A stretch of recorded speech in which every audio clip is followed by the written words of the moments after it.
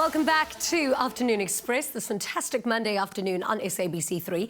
Now, Woolworths has launched its Do Different campaign, telling stories about South Africans who think differently, act differently, imagine their lives differently, and just do differently. Jimmy Botha, a kale and spinach farmer, was born to be a man of the soil, but it took him half a lifetime to sink his roots into what he truly loves. You know what is going to happen to you if you don't do what you want to pursue? You will be the most unhappiest old man sitting there on your porch and looking at everything. You know, I always wanted to live in the countryside and do my thing. You know, all of us, we have that scary part to me, is scared of the unknown. You know, will I make it or will not? Look, farming in the first place was very unknown to me. I'm very serious as far as my dreams are concerned. My career was never planned for me. I didn't have a good trip with my first business, and I always wanted to do my own thing. I really didn't know anything, you know. I came here to the farm, it was just an open space, and I thought, let me just do something about it. My biggest struggle at first was to raise money and how to get customers. I never even thought that I will get involved with Woolworths, no? What really happened now is I came in here and I just became a full-blast farmer. But farming for the future is all about sustainability and preserving of our waters and the preserving of our soil. I feel proud about that. As far as the dream is concerned, this is the ultimate. And I just can't ask for something better.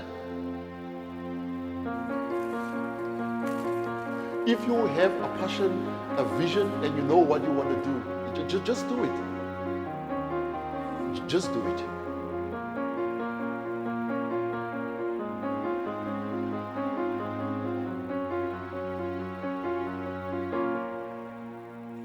Wow, what a story. Jimmy Botha, welcome to The Loft. Hey, thank you, Jimmy. Now, I think the story of a telecommunications professional who decided to want to go and be a farmer isn't a really common one. What is your story?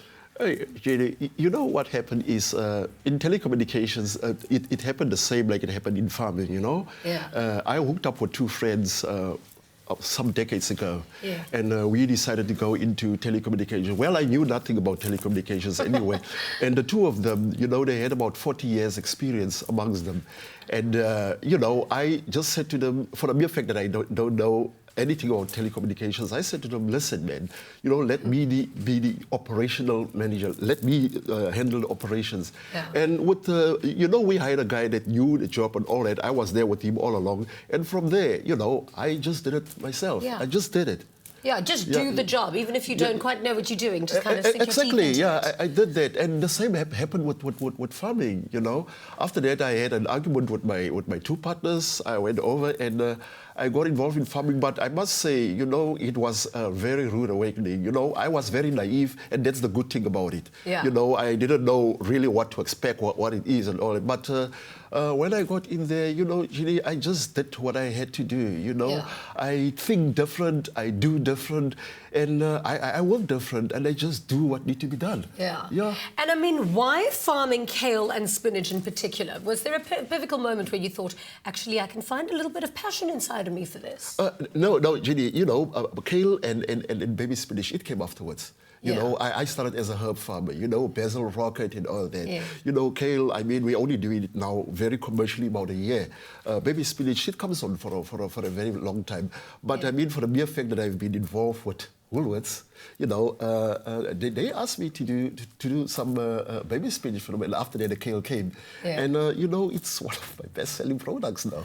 Well, I have to tell you, I use your kale almost every single day of The my curly life. one, eh? Yeah, Yes. I do. And the baby spinach I use all the time. I use the baby spinach always in salads Yeah, instead of, because yeah. I'm not the biggest fan of lettuce, but I like the spinach. Okay. And because I'm vain, I use the kale. Was there a pivotal moment in your life when you were like, I mean, how do you transition? I mean, surely your entire life life changed from being in telecommunications to farming? I mean, do you live on the farm now? Yes, I do live on a farm. I do live on a farm. Look, Jeannie, I'm from Johannesburg originally. Yeah. In fact, I'm born there. Yeah. And, 11 years ago, when I went to the farm to start my thing, I don't ever think I will go back to Johannesburg to go and live. You understand what I'm saying? Yeah. I go there to go and have fun. Exactly. Because, Johannesburg is cool, for But yourself. farm living is much more but suited farm to you. living, it's tranquility, it's me. Yeah. It's really me. The thing is that I started it at a very late age. I just still feel blessed that I had an opportunity to do it. But I think with taking such great risks, it also comes with a little bit of hardship and challenges. I mean, was it an easy thing for you to do? Did you have to almost learn an entire industry, or did you just sink your teeth into it? Listen, Ginny, you know what? They say sometimes ignorance is a good thing. Yeah. You understand what I'm saying? When I got there, not to say I took it for granted. You understand what I'm saying? But when I got there, I looked at the whole thing.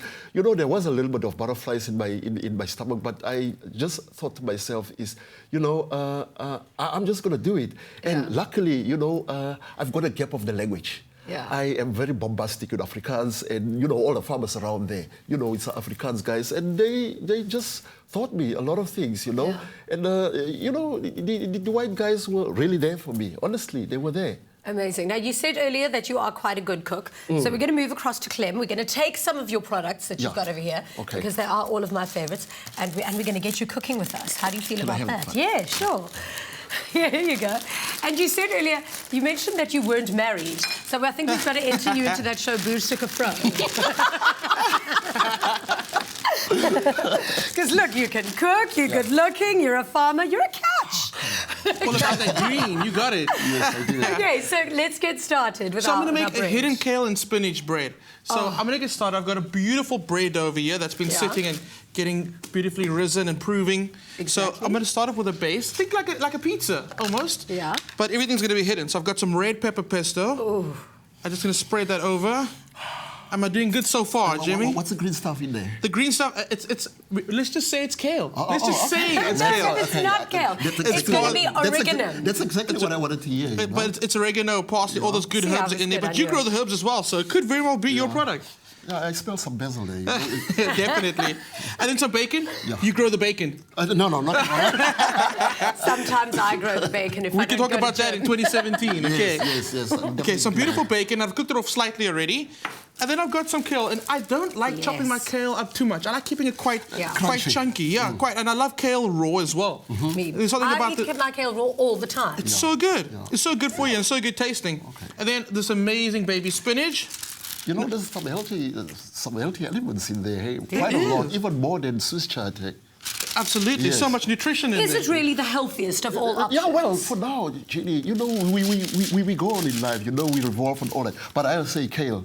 That's Really? it. Okay, and then how would you recommend that we eat it? Because I was telling you I eat it raw, but then how else would you prepare it? The same way as you would spinach? Yes. Okay. I will definitely do that. But you know what I usually do? I mix it around with basmati rice, and then I do it maybe with shredded chicken and all. But We should actually get you to come and cook one of your I'm favourite going to kale do that. recipes on the But show. you have to give me more time. Yes. Absolutely. So I've got the Swiss chard, the Garlic. I've got the kale and I've got the spinach in there, in with the garlic. Yeah. I love the heat, so a little bit of chili goes in there. See, I'm Portuguese. Garlic's my national flower.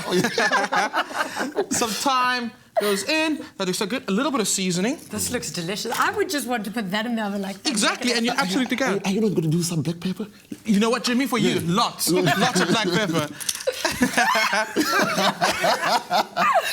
Okay, that's in there. Black pepper's in there. Yeah. And now comes the tricky part, right? What we're going to do is try and roll it all up. This takes some practice and takes some time. But don't worry. It's rustic as well.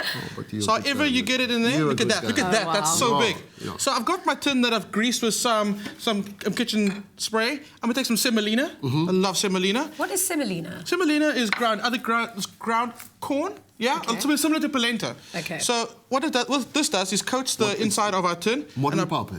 And you can use pulp. Absolutely, go for it. So our bread's not going to stick, and it gives it that nice crunch on the outside. Okay. So anything that's left over, just toss it on the table. It doesn't matter. Yeah. So into our tin goes our very stuffed bread. Oh boy. Boom. And that's going to rise for half an hour before it goes into the oven. That was instant. And what comes out is this beautiful... You hold this for me. You hold that for me while I clean up over here. So that's the bread. So you can't see what's happening inside there because the magic is inside, right? Like the kale, the nutrition. That's exactly what I want to ask. It's so heavy, which means it's all the nutrients. Exactly. In there. Yeah? All those nutrients are in the Jimmy. You are selling it so well. So now, obviously, we've got to slice it and have a look. Oh, my goodness, I'm salivating. And the best part is the crust, right?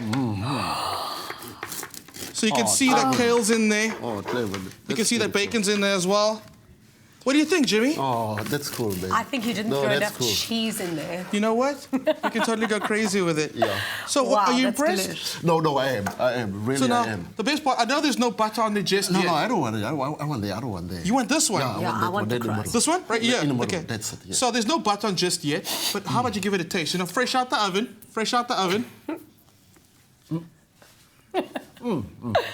Is it good? Okay. I think the He's going kale in for a makes second it. bite. That must mean that it's good. Oh, wow, it looks delicious. It looks good. And now, since you said that it needs a little spread of butter on there, we're going to make the butter. An amazing, I've never seen this before. I literally came up with this morning. Kale butter. You just invented it this morning? This morning. Oh, boy. Then you cannot miss it. So be sure what is the to ingredients there? stay with us butter, on Afternoon Express. And we're going to be bringing you that kale butter. Absolutely delicious. Yeah, we'll be right back. Now we're back in the kitchen, and as promised, we're going to be teaching you how to make that delicious kale butter to go with this tasty bread. Clem? Right. Yeah. So let me tell you what I've done. So I've taken some of Jimmy's amazing kale, added a little bit of extra virgin olive oil, Yeah. and then popped it into the oven for about 10 minutes, and it completely dries out. Isn't that how they make those kale chips? Absolutely. Those kale chips. So That's a new one, you know? what I also like doing is when you're making salads, because kale that's been cooked down has got so much intense flavor, the flavors are multiplied so many times. After making the salad, adding your salt and your pepper is great and your lemon juice, but crushing this over your salad just elevates the flavor of salad so much. It's so Wow. amazing. So exactly what I've done, and I'm going to actually crunch this into some butter that I've softened slightly. So you can see what I mean by it literally just falls apart. Yes. And that is so magical. It's so amazing. Also acts great as a crouton for your soup. So Okay. good. So good. So get that all in there, and you want to get a lot of it. It's called kale butter for a reason. Okay, so get all that kale in there. The good thing is some of the kale hasn't cooked down completely, hasn't become super crunchy. So you've got a little bit of that texture of that green kale. So Jimmy, I'm going to put you to work. Can you give that a mix for me? Yeah. It now we're looks gonna like start- you're going to start writing a book, or 101 uses for kale. Hey, I would. I actually love it. You know, there's this whole thing about kale being super healthy, and it's for only people that are like watching their weight and trying to be like ridiculously healthy. But in actual fact, kale Watching is your so- weight, eh? It is. It's good. It's got its amazing nutritional properties. But besides that, it tastes amazing. Exactly. It's so good. So I like chili. In goes some chili in there. And again with that, let's see, what we got? Some lemon zest, bringing out some more of the flavor in our butter. Don't forget the garlic. Oh, I would not forget the garlic. A lot of garlic. You love Jeannie, garlic. you can go with it. There you go. I cannot throw the whole thing in. The garlic goes in. And then again, let's go with that black pepper, because black pepper again, oh, it's smelling so good. But the smell you get is obviously that garlic, but you also get that, Yes. that deep kale flavor. Yeah. Which is so In fact, the main delicious. ingredient here is the kale, you know? It is. I know you say kale butter, but I mean, the kale is the main It's thing. in there. It's definitely in there. Jimmy, you're doing a very good job. Yeah. I can see you're a good hand in the kitchen. Boer bakkervrou. What do you say? Boer sukkervrou, yeah. So that's perfect. Let me get that into this little bowl over here. So what's And great that's is this it. being butter, and obviously fat is a preservative, it will keep forever in the fridge. Wow. Jimmy, I'm thinking this is a new product, eh? It is. I'm just saying, by Jimmy and Clem. Of course, I just wanted to say that. So a little bit of that butter, what a lie. A lot of that butter gets served with your bread. What do you think, Jimmy? I think. So we're going to try this at the Money table in a bit. Yes. I'm really impressed with that butter. That butter is so good. Even the bread, eh? I know. And the bread. Even the bread, yeah. So good. Bread is an absolute winner. Bonang, what do you think about our creation in the kitchen? It looks amazing. Can't wait to tuck in. Well done. You guys are doing really, really good. That looks so scrumptious. Yum.